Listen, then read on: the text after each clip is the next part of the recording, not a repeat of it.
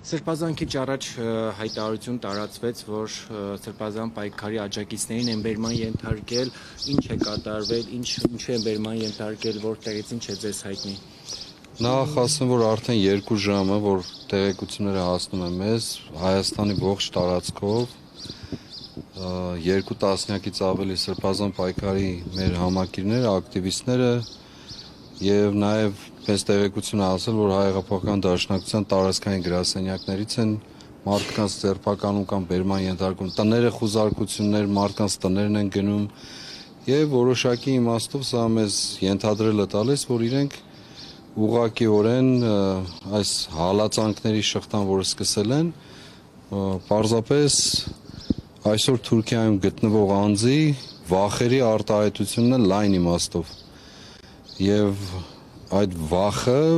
արտահայտվում է ոստիկանական ռեպրեսիաների, հալածանքների տեսքով։